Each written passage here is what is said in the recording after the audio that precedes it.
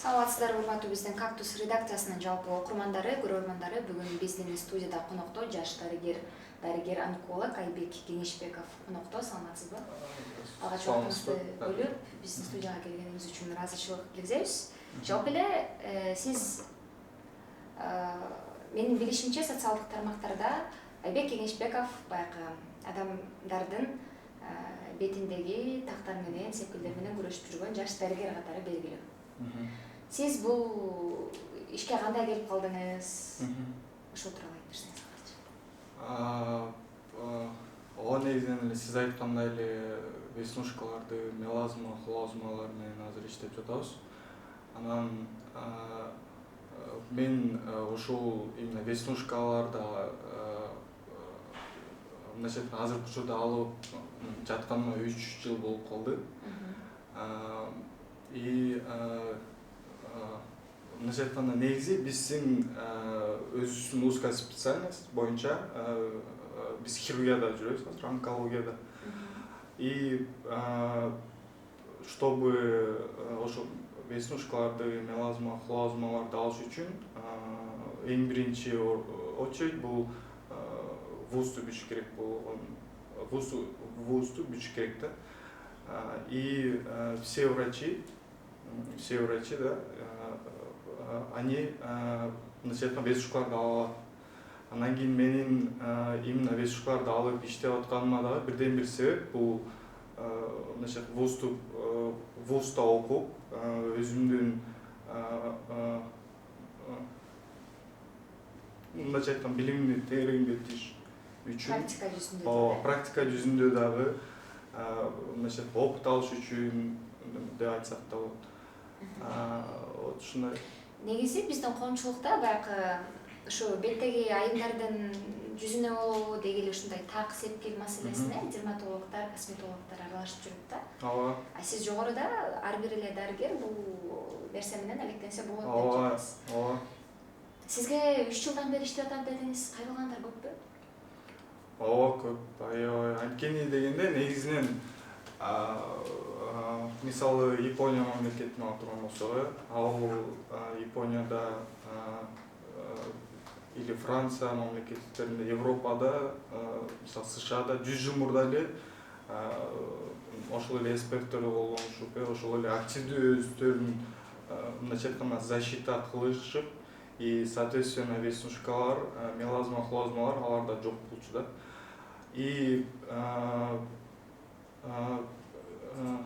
И соответственно, мисалы бүгүнкү учурда, мисалы Ош шаарын алсак, Бишкек шаарында аябай эле аз да специалисттер именно лазер менен иштегендер. И мисалы бизде мисалы азыр 2023 жылы гана келип атат десек болот да. Все вот эти лазерлер. Ал эми ошол Япония жана АКШ мамлекетинде мындайча айтканда 100 жыл мурда эле бар болчу алардачы. И соответственно бизге лазер эме гана келгендиктен мындайча айтканда спрос бизде чоң болуп атат да. И соответственно у всех людей, мисалы ушул убакка чейин у многих людей есть и были веснушки, мелазма и хлозмы. И вот ошондой и бүгүнкү күнү биздин жумушка спрос да көп, убактарыбыз да аз болуп атат. Иш азыр кычап турган маал. Жакшы. Негизи эле косметологдор, баягы дерматологдор беттеги көйгөй менен алектенсе, негизи эле айтып келишет да, бул сепкилди кандайдыр бир жакшы бир орусча айтканда уходовый косметикалар деп коебуз го. Ошол бетке кам көрүүчү косметикалар менен тазартса болот деген. Сиздин баракчаңыздан карасам, сиз толук жүздөгү сепкилдерди андай каражаттар менен кетирүүгө болбойт деп айткан экенсиз да. Анын себебин түшүндүрсөңүз. Негизи мындай, есть много заболеваний, да, оорулар аябай эле көп. Анан мисалы оорулар өз ичине өз ичинен мындайча айтканда эки түргө бөлүнөт. Бири ошо биз мындайча айтканда тукум койт, биринчи түрү. Ал эми экинчи түрү болсо в процессе жизнедеятельности пайда болгон оорулар. Ал эми мисалы сиз айткандай эле веснушкалар бул мисалы атадан бери эле ушундай ооруларда. Ал эми бүгүнкү күнгө чейин окумуштуулардын изилдөөлөрү боюнча бүгүнкү күнгө чейин эч бир, в том числе ооруларды дагы, и в том числе веснушкаларды дагы раз и навсегда алып салганга мүмкүн эмес. Анткени демек тукум мындайча айтканда бериле берет да. Атадан балага кан аркылуу берилет. И соответственно, если оорулар или же определенные патологические состояния, если человек заболел в процессе жизнедеятельности, можно излечить раз и навсегда. И соответственно веснушкалар мисалы атадан өтүп жаткан болсо биз аны ала албайбыз. Эч кандай азыр бул Японияда да жок андай нерсе, и АКШ өлкөлөрүндө дагы андай мындайча айтканда лечение ойлонуп табыла элек. Но бирок азыр биз мисалы веснушкаларды биз алып атканда я всем говорю, да, то есть если вы не будете ухаживать, да, мисалы сиз айткандай эле жана солнцезащитный кремдерди коюп, ошентип жүрбөсөңүз кайрылы чыгат. Если ухода нет, соответственно результатта жок болуп калат. И наоборот, если уход кылып, солнцезащитный коюп и другие уходовые средства колдонсоңуз, анда чыкпайт. Ушундай да. Жакшы. Лазер менен жаңы биздин Кыргызстанга келип атат деп жатасыз. Бизде негизи эле коомчулукта мындай табигый нерселерге ошо лазер деген өзү сөз эле коркунуч туудурат да адамдарга. Кандайдыр бир кесепетин алып келбейби, зыяны тийбейби организмге деген сыяктуу. Ошондуктан көпчүлүк адамдар баягы табигый жер-жебиштер менен болгу кам көргөн аракет кылат да жүзүнө. Ушул суроого жооп берсеңиз, лазер бул коркунучтуу эмеспи? Мисалы, все лазеры, они мисалы бүгүнкү күндө эң бир мындайча айтканда эффективдүү метод болуп именно лазерлик саналат да, эсептелет. Анткени дегенде все вот эти мисалы жана майстар кремдер деп коесузбу, сывороткалар, они все абсолютно веснушка улоо, хлоазма, мелазмаларды алыша албайт. Эч кандай алыша албайт. Но бирок мындайча айтканда биздин элде мисалы бирөө айтса ишенебиз го. Значит, это работает. И ушу биз айтат элек, эч кандай майстар кремдер, сывороткалар абсолютно веснушкаларды ала албайт. Анткени дегенде мисалы ошол эле сывороткаларды сатыш үчүн эле чыгарышат да. Маркетинг.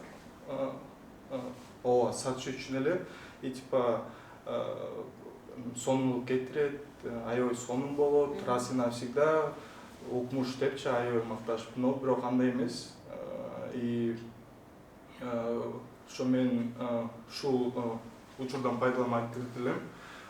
Эч кандай сыворотка, майстарга ишенбеңиздер.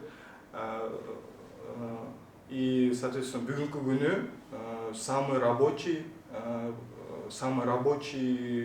мындайча айткан болуп саналган метод бул лазер.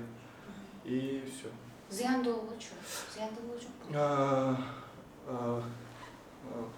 мисалы есть много лазеров, и ар кайсы лазердин түрү бар, и соответственно механизми де карагандай да. Мисалы кээ бирки лазерлер бар, шлифовка деген лазерлерди уксаңыз керек. И соответственно мисалы эгерде бир лазер күйгүзө турган болсо, есть другой лазер, который ысытат да. И именно зыяндуулугун айта турган болсок, есть много специалистов, не медиков и не знающих свое дело, да. И соответственно ошол специалист күйгүзүп коюшу мүмкүн. И если при удалении веснушек, мысалы веснушкаларды алып атканда, есть много осложнений, которые, если не зная сделать процедуру, то есть мысалы айткан күйүп калышы мүмкүн, ожогтор и ухудшение да кылып салышы мүмкүн да кээ бирки лазерлер. И чтобы ошол зыяндуу ситуацияларга кабылбаш үчүн эң биринчи медикке барыш керек деп ойлойм, мен өзүмдүн жеке оюм. И у того специалиста, у которого уже есть опыт, у которого есть знания, и соответственно лазери дагы мындайча айтканда жакшы болуш керек да. Жакшы көлөмдө. Например, мисалы жана ожог кылып салбаган, мисалы күйүп салбаган, ушундай лазерлер. Нормасын билиш керек экен. Ооба, нормасын билиш керек. Мисалы биздин өзүбүздүн лазерди айта турган болсом, мындайча айтканда күчтүүлүгү менен атабыз да биз. И эгерде бизге мисалы сары адам келе турган болсо, биз мындайча айтканда күчтүүлүгүн мисалы 350 менен, мисалы жерде у нас получается от 100 до 800, значит, лазердин күчтүүлүгү ошол 100дөн, лазердин күчтүүлүгү 100дөн 800гө чейин болот да. И если ошол эле лазер менен иштегенди билбесе адам, например, сары адам келсе, аны 100 менен атып сала турган болсо, или 800 менен атып сала турган болсо, то естественно ожог болот да. Ал күйүп кетет. Анан мисалы сары адамга өзүнчө мисалы күч менен атуу керек. И соответственно ак адамдык өзүнчө мисалы диапазону менен. И вот, и если врачтын знаниясы бар болсо, и есть опыт, и он знает, мисалы өзүнүн эле лазер кандай болуп, эмне метод менен, эмне диапазондо кандай болуш керек, если знает, то эч кандай зыяны тийбейт.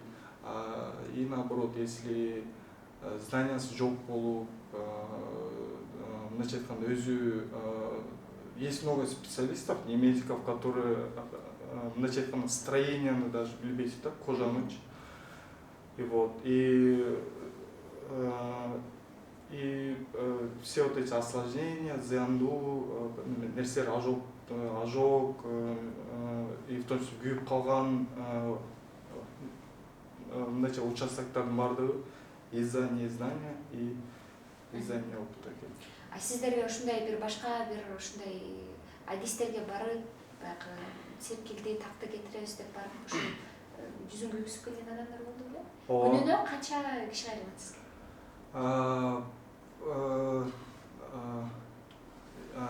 Именно азыркы күндө эгерде айта турган болсок, мисалы 10 адам айрылат да. 10 адамдын мисалы 10 адамдын 1-2-өзү есть специалисттер, мен алардын атын айтпай эле коеюн. Мен ушул специалистке барып келдим.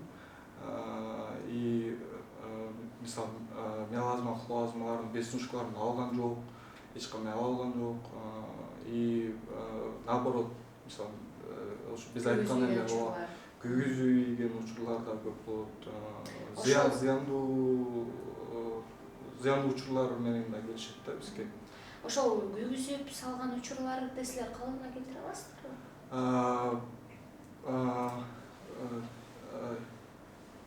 Мындайча айтканда, эгерде если есть уже ожог от лазера или шлифовка, элос, да, или фотоосветление, их очень много видов лазера. И уже если есть ожог, анын убактысы аябай созулат. Анын убактысы созулуп кетет. Анткени дегенде, если уже есть ожог болсо, анда бул жерде лазер уже не поможет. Уже есть другие процедуры, да, косметологические. Биз аларды мисалы плазманы алып, мындайча айтканда, и ошол эле адамдын плазмасын өзүнө сайруу деген метод бар да азыр. И эмнеге кылышат аны? Анткени дегенде адамдын мындайча айтканда, адамдын в составе крови есть много витаминов, много биологически активных веществ, да, и они стимулируют выработку или же создание новых здоровых клеток. И если рассмотреть ожог, то мисалы бизге бир адам ожог менен кайрылды, и биз, чтобы аны айыктырыш үчүн лазер менен биз лечение кылбайбыз. Анткени эгерде биз лазер менен еще да ата турган болсок, анын состояниясы еще хуже, оорлошуп кетет да. И в данном случае биз мисалы жогоруда айтылган плазмотерапияны сунуштап элек. Анткени дегенде ошо витаминдер, биологически активные вещества, они ускоряют восстановление, и через определенный срок вся кожа восстанавливается, и мы уже можем заново провести, соответственно, лазерное удаление сношек. И вот. Сиздер кандай бир команда топ менен иштейсиздерби же сиз жалгыз иштейсизби? Мисалы негизи бүгүнкү күндө именно биздин лазер бул Бишкек шаары дейбизби же Ош дейбизби, бир жалгыз эле лазер бар. И негизи мен өзүм эле иштейм ал лазер менен. И есть много специалистов, которые стараются узнать этот лазер. И вот ошондой. Анан именно бүгүнкү күнү мен өзүм элем азыр ошол лазерди сураштырып отуруп, издеп отуруп, ошол эле чет өлкөлүктөр менен сүйлөшүп отуруп алып келинген лазер да. Биз Кыргызстанда жалгыз деп атпайсызбы? Буга чейин сиз бул жөнүндө каяктан уккансыз? Сиз мисалы азыр ординатурада окуган студентсиз. Буга чейин практикаңыз жок болчу, мына 3 жыл иштеп атам деп атасыз. Лазердин баягы зыяндуулугун, аны туура пайдаланууну дегеним, студентке ишенип келген адамдар канча?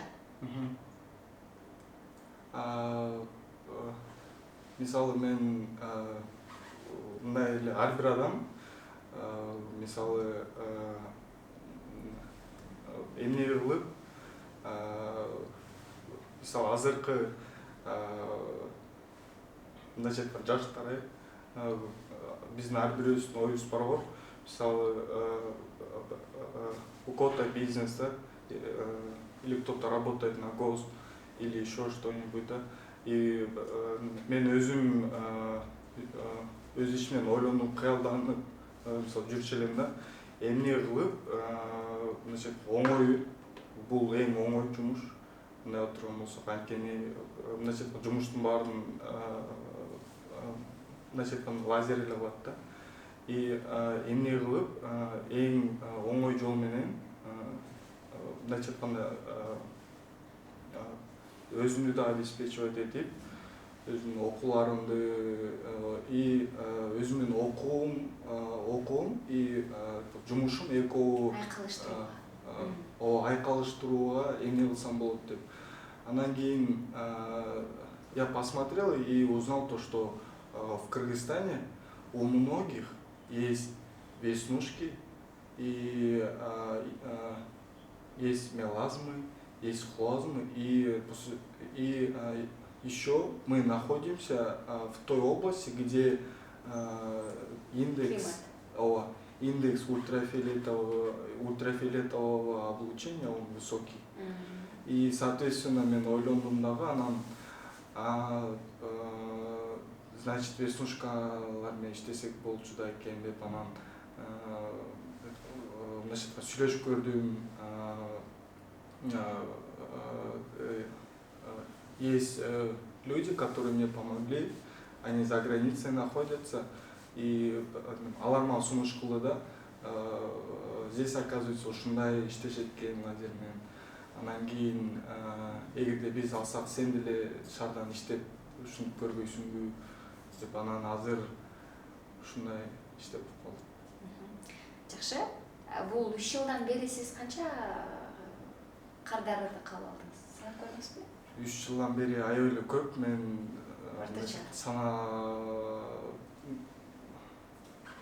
аябай эле көп, мен аны айта албайм. Аябай эле көп бирок. И мындай болду да, мен иштеп атканым 3 жыл болсо, эң биринчи эле жылы мисалы опыт алып антип кеткен жокмун да. Естественно, менде да ошибкалар болду. И мындайча биринчи алган лазерлерибиз дагы мындай өзүнүн мындайча айтканда ишин на 100% не смогли сделать. Анан кийин ошол опыт менен, знаниялар менен анан сураштырып отуруп ушундай болду.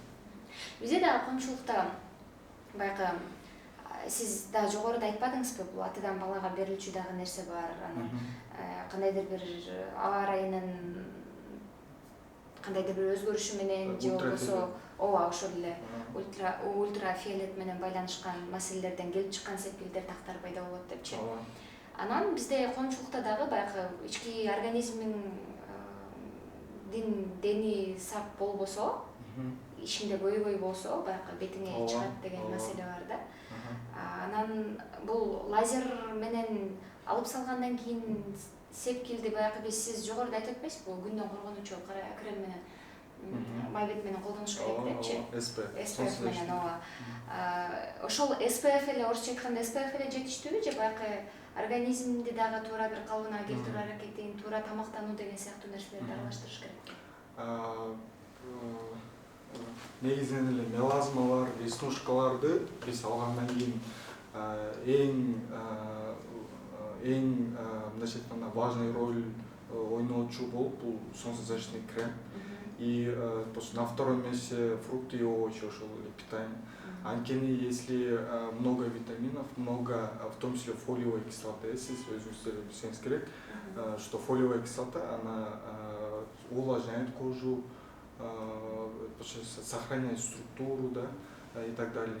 И соответственно, эгерде витаминдер көп болотса организмде, фолиевая кислота и ошол омега-3 жана ар кандай витаминдер эгерде жетиштүү болотса, жана нету заболеваний внутренних органов, в том числе цирроз и мисалы еще другие оорулары, мисалы вирусный гепатит. И ушул оорулардын баары жок болуп, организмде витамин мындайча айтканда жетишип атса, и анда веснушкалардын дагы, мелазманын дагы, хлозманын дагы чыгышы төмөн болот. Жокко эсе болот. И наоборот, эгерде адам мисалы ооруй турган болсо, вирусный гепатит мисалы турган болсо, же болбосо боор оорулары И эгерде ушул оорулар менен ооруп атса, анда бир гана ошо веснушка, мелазма, хлоазмалар гана эле эмес, еще другие проявления тоже могут быть. Это, например, сосудистые сеточки, декоз, мисалы бетке чыгышы мүмкүн да. И аларды да алыш аябай оор болуп калат. И эң биринчи очередь бул солнцезащитный крем гана жетиштүү болот негизинен. Самое главное ошол солнцезащитный кремди коюп атканда өзүнүн убактысын сакташ керек. Анткени ар бир SPF мисалы 2 саатка 2 саатка керектер 6 саатка ар кандай да.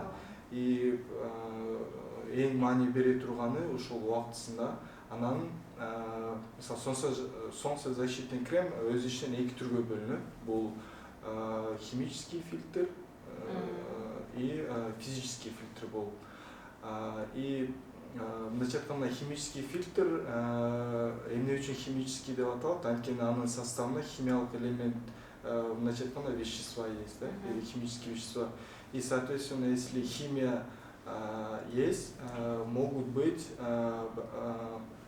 мындайча айтканда непереносимость, индивидуальная непереносимость. Эгерде сизде мисалы сиз өзүңүз деле билбейсиз, эмне химиялык элементке сизде аллергия бар экен. И сиз ошону билбей туруп химический фильтрди алып сүйкөнө турган болсоңуз, эгер сизде аллергия бар болсо, анда еще ухудшение болуп кетиши мүмкүн. И мисалы биз айткан ошол эле экинчи түрү физический фильтрдеги SPF-тер деп болсо, с другими словами, в их составе не существует, не содержатся химических веществ. Алар зыянсыз, абсолютно зыяны жок болуп эсептелинет. И негизинен эле кичинекей балдарга дагы SPF-ти сунуштайбыз.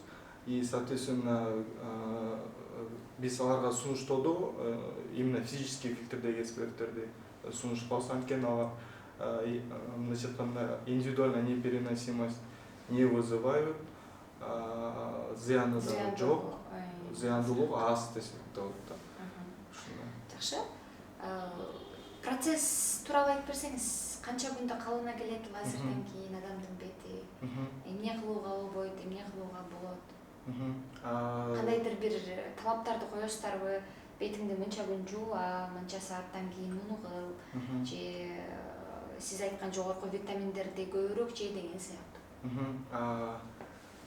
Негизинен эгерде биздин лазердин механизмин айта турган болсок,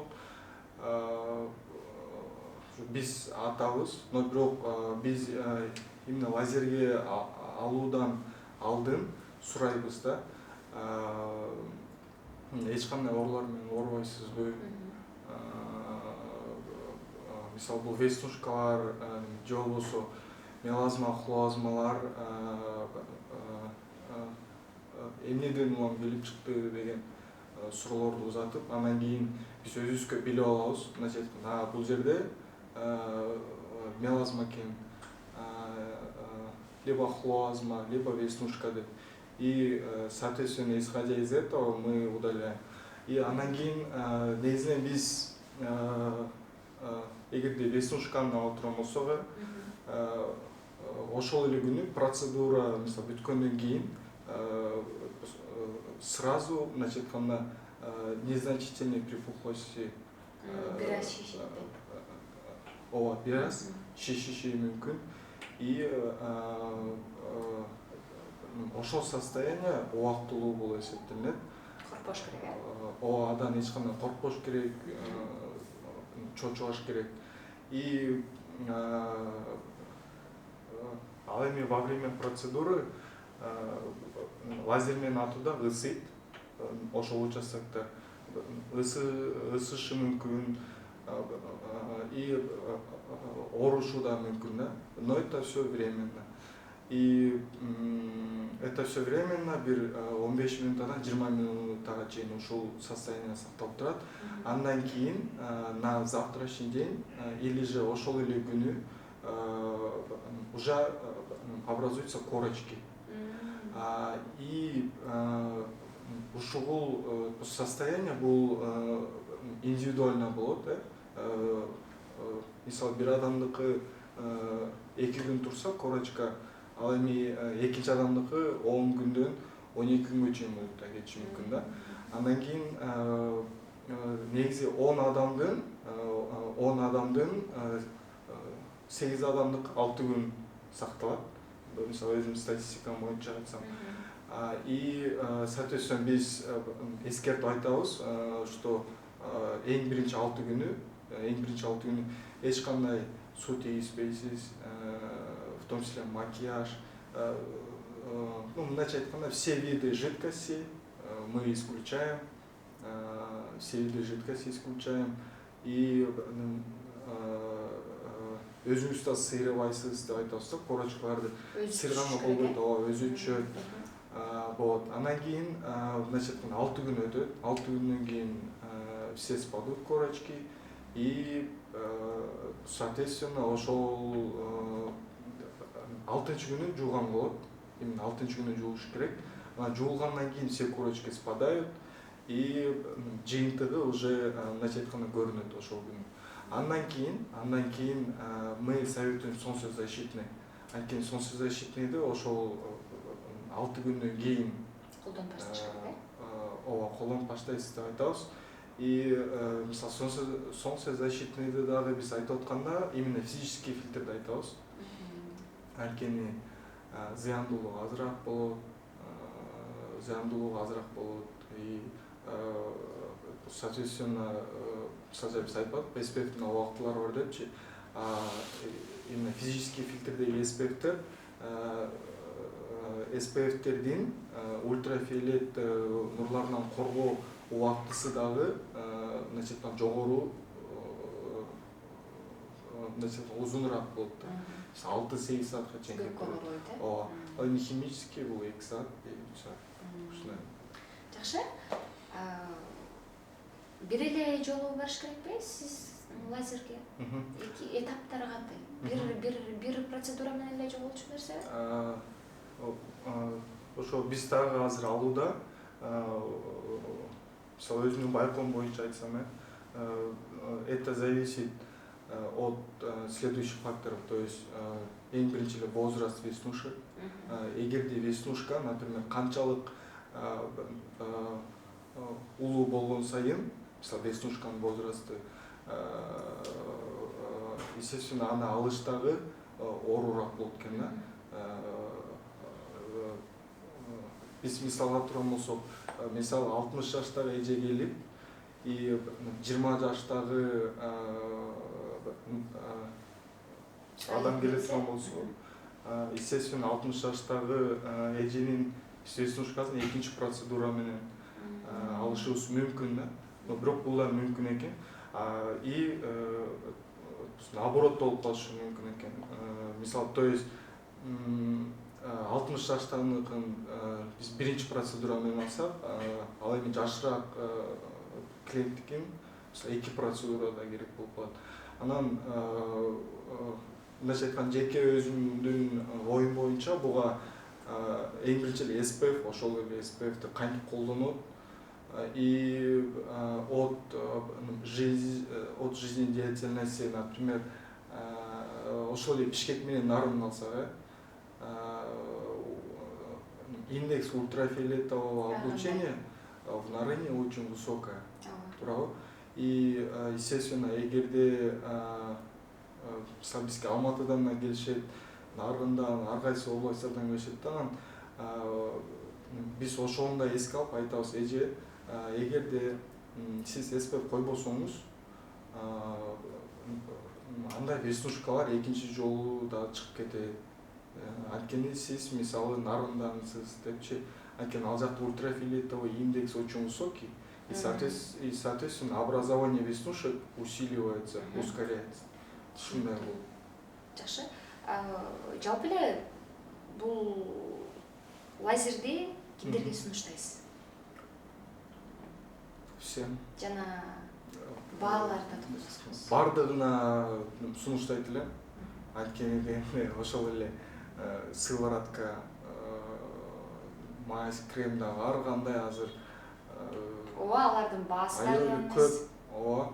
И абсолютно неэффективный. Абсолютно неэффективный. Вот бүгүнкү күндө аябай эле көп да фармкомпанияларчы. И алар үчүн естественно алып сатыш керек болот. И на этом все дегендейчи. Анан кийин билими жок, опыты жок. Анча-мынча керекти специалисттер дагы ошол сывороткаларды сунуштоодо да алар. И лазер самый эффективный. Анан мен айтарым ал и школьникам, и абсолютно всем советуется, жарай берет. И если школьник боло турган болсо, мындайча айтканда жашы 18ден ылдый боло турган болсо, биз ал клиенттерди обязательно ата-энеси менен чакырабыз да. Анткени дегенде бул все-таки лазерное лечение, бул мисалы өзү айткандай эле ысышы мүмкүн, оорутушу мүмкүн, атпайлы. И 18 жаштан ылдый мындайча айтканда балдарга бул мисалы оорутуп атканда алар мындайча айтканда туура эмес түшүнүп Сиз койгон эрежелерди сактай коюшу мүмкүн болот да. Мүмкүн. Анан биз ошондуктан ата-энелери менен чакырабыз. И абсолютно всем советуется. Улууларына дагы, кичилерине дагы. Балары ооба, мисалы сыворотка, крем, мазьдардан жогору баасы лазердин. Анткени дегенде бул мисалы мынакей көпчүлүктүн ою боюнча биз бул лазерди бир алып, ошо менен всю жизнь иштетет. Ушундай ой бар экен да. Бир эле лазер менен баарынын ошентип эле тазалап жүрүп, анан еще ал лазер да бузулбайт и вечно хватит дегендей ой да. И негизи практикада андай эмес. Мисалы биздин лазерде бир определенный эле вспышка бар да. И естественно ошол вспышка түгөнгөндөн кийин биз ал лазерди ыргытабыз. Ал лазер эч кандай экинчи жолу иштетилбейт дагы, иштебейт дагы. Анан кийин биз ал лазерди алып атканда дагы аябай баасы кымбат. И определенный вспышка бар.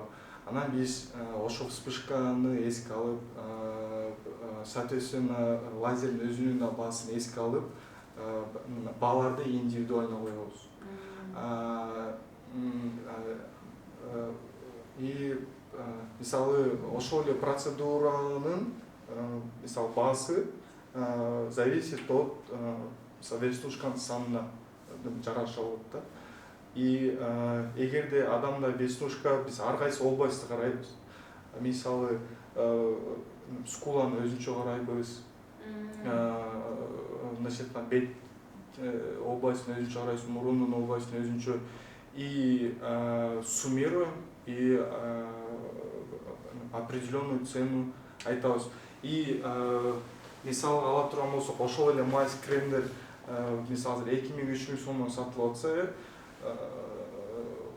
ой бул окмуш мазькен сывороткаларды айтып атам да, ошол мелазманы алат экен, веснушканы мындай кылып салат экен деп 2-3 миң сом болсо, ал эми лазердин баасы 2 эсе жогору да. И выше. И эгерде адамда мисалы веснушка бар, мындайча айтканда жонуна да чыгышы мүмкүн да. Андай учурларда биз в том числе бетин дагы эсептейбиз, жонун өзүнчө, анан жалпы эле адамдын денесинде тактаган сепкилге байланыштуу экен да суммада. Ооба, ооба. Негизи минималдуу сумма канчадан башталат? Минималдуу сумма 6 миңден өйдө. Но бирок биз эске алышыбыз керек, эгерде адамда 2-3 эле мисалы веснушкасы болсо, это не знаю, что 6.000 эмес, ал аябай эле аз болот. Анан мисалы биз иштеп атканда дагы очень много было клиентов. Мен мисалы бир 2-3 эле веснушка болсо, мен аларды албай деле, мындай деле все эже бул күнү келиңиз. Я вам удалю деп, анткени ал жерде вспышкалар мындайча айтканда аз эле кетет да. И ошол 2-3 веснушка үчүн акча кээде албай деле болсун. И биз айтып аткан сумманы түшүнүшүбүз керек, то что на лице, на скулах, около носа, да, мындайча айтканда веснушканын саны көбүрөөк болуш керек деген ой да. Эгерде аз болсо, биз ошол веснушканын санына карап, областына карап азыраак алабыз. Жакшы. Жыйынтыктоочу суроо, жалпы эле сиз азыр ординатурада окуп атыптырсыз. Мына азыр быйылкы окуу жылдын бүтүрүүчүлөрү келип жаңы окуу жайларга тапшырып атышат. Медицина тармагына тапшырам деген жалпы биздин бүтүрүүчүлөрүбүзгө, окурмандарга кандай жол көргөзүүчү сөздөрүңүздү айтат элеңиз, эмне тилейт элеңиз?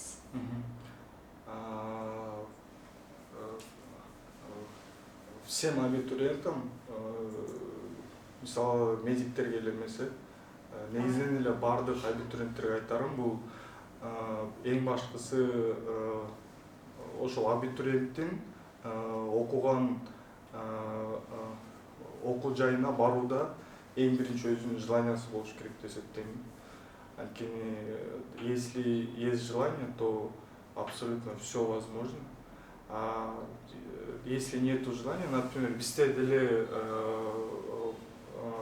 много студентов было, да, мисалы менин эле сокурсниктерим желаниясы жок, өздөрүнүн мисалы врач болом деген, анан 6 жыл убактыларын алып, желаниясы жок болуп, кийин естественно, они не будут работать врачами, да. И ушу мен айтарым, эң биринчи желание, андан кийин экинчи орунда бул эмгек талпаган. И ушул эки нерсе болсо, то ошол абитуриент, студенттерден келечекте чоң мыкты специалист, мындайча айтканда ооба өзүнүн жумушун жакшы билген адамдар чыгат. Рахмат. Урматтуу телеөрүүчүлөр, биздин окурмандар, биздин көрөрмандар, бүгүн биздин студияда коноктоо дарыгер-онколог Айбек Кеңешбеков өзүнүн кесибине байланыштуу бир жакшы бир кеңештер менен бөлүшүп өттү. Ишиңизге ийгилик каалайбыз. Эмки берүүлөргө чейин сиз менен коштошобуз. Саламатта калыңыздар. Теле көрүүчүлөр